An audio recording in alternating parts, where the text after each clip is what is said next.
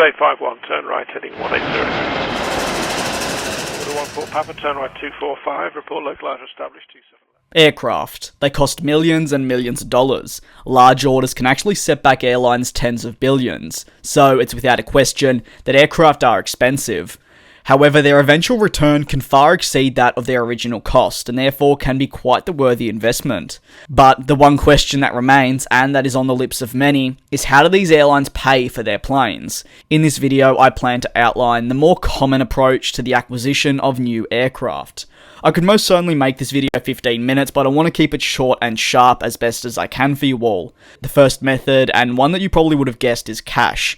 Surprisingly, this is still an option for a number of airlines who wish to buy new planes. The problem with this method though is how easy it is for carriers to actually pay in cash.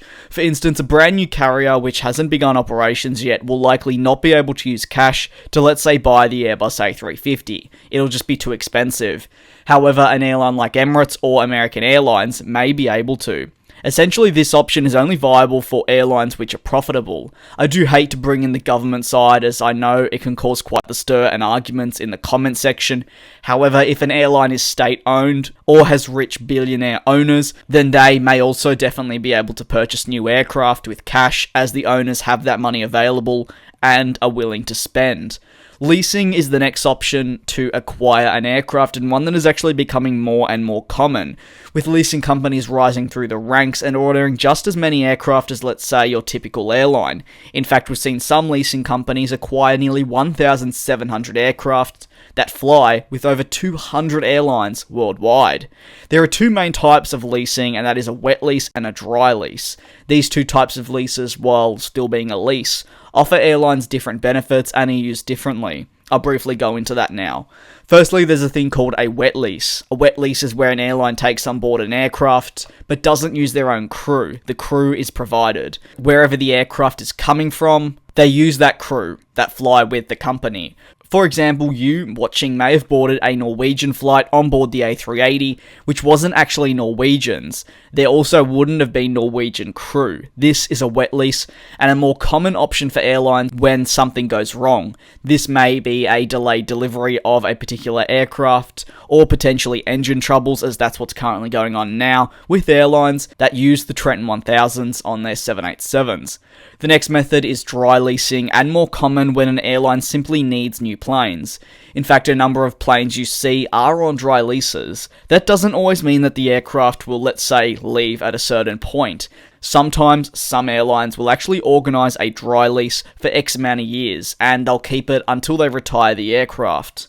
Singapore Airlines, though, removed their first two A380s because they were under a 10-year lease. When an airline opts for a dry lease, they essentially get to use their own crew. Why is leasing becoming a more popular option for airlines wishing to buy planes? Well, it's down to the price and options available to airlines. Carriers can lease, let's say, 10 planes out for 1 year for $200 million. For that year, they can experiment with routes and more. Whereas if they want to buy a plane outright, they would really only be able to have one aircraft for that price, where they could get 10 for a year. This is why we're seeing new airlines like Bamboo Airways opt for leasing aircraft in its first few years, just to test the waters and see where the true demand is. It's simply a safer option when you're establishing. While this bonus isn't a way of purchasing an aircraft, it'd be wrong of me not to mention, as it certainly has an effect in carriers' minds when they do go to choose to buy a plane. What is that exactly? That's discounts based on negotiations and relationships. When an airline places an order, sometimes they can receive extensive discounts based on the size of their order, or potentially their order history. Say we have an airline, we'll label them as A, and they've previously ordered the 737 MAX, 757, 767 and the 777-200, all with Boeing. Today, though, they are ordering the 787. Because of their history, they may just get a discount. Take Iran Air, for example. When they signed a deal with Boeing for aircraft, the following was revealed by the Deputy Transport Minister at the IRNA State News Agency. Boeing has announced that its contract is worth $16.6 billion. However, considering the nature of our order and its choice possibilities, the purchase contract for 80 Boeing aircraft is worth about 50% of that amount. This kind of discount can completely change things for various airlines, as I've been mentioning.